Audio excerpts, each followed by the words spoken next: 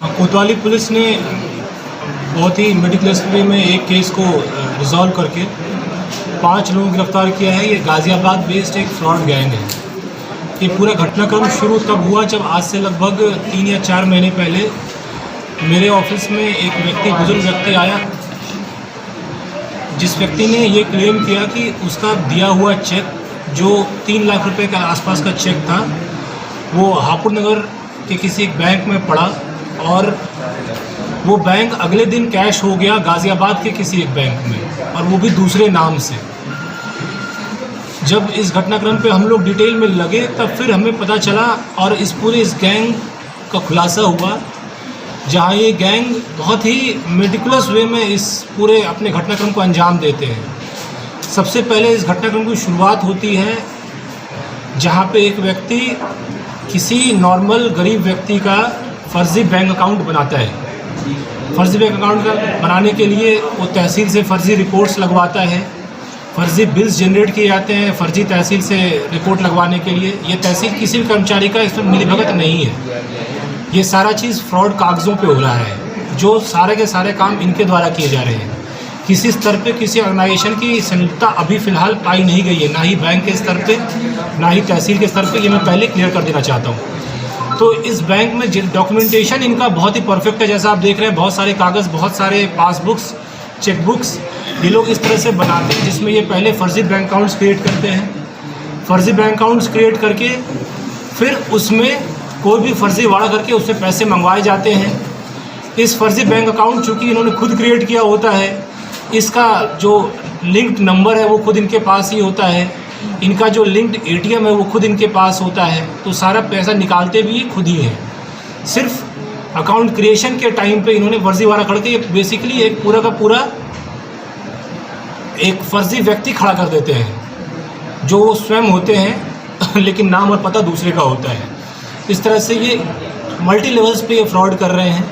इसमें से एक व्यक्ति ऐसा है जो कंपनी के फर्जी बिल्स लेकर के जीएसटी बचाने के लिए लोगों को फर्जी बिल्स प्रोवाइड करवाता है। उसके जो पैसे आते हैं वो अकाउंट में जाते हैं। जो मैंने आपको ये फ्रॉड कहा, जहाँ से इसकी शुरुआत हुई, ऐसे फ्रॉड्स होते हैं जहाँ पर किसी व्यक्ति का कैश चेक कहीं और कैश हो जा रहा है, क्योंकि वो कैश दूसरे अकाउंट के नाम पे करवा करके उस अकाउंट में उन्होंने डलवा करके वहाँ से निकाल लिया। फिर किसी को ये फ़ोन करके, जो नॉर्मल जो तरीके होते हैं फ्रॉड्स के, जहाँ ये फ़ोन करते हैं और कहते हैं कि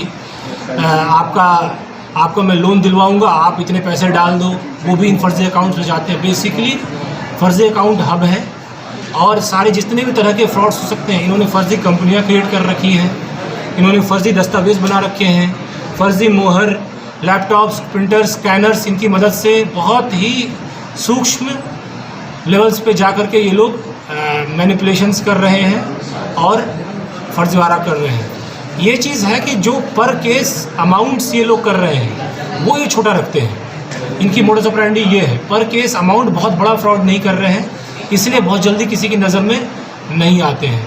पर केस अमाउंट इनका बहुत मैक्सिमम अगर होता है कहीं तो 5,000, 7,000, 8,000, नहीं तो 1,500, 2,000, 3,000, छोटे छोटे फ्रॉड करके ये लोग, लेकिन वॉल्यूम्स हाई रखते हैं। इसमें से एक व्यक्ति ऐसा, इसने आज तक क्लेम किया कि इसने 150 अकाउंट ये खुलवा चुका है फर्जी। तो ये पूरा पर्दाफाश हुआ है। इस पर एक व्यक्ति जिसको हम अभी लिंक में मुख्य मान रहे हैं, उसको हमने अभी वांछित किया है। दीपक नाम है उस व्यक्ति का, हम उसकी गिरफ्तारी सुनिश्चित करेंगे।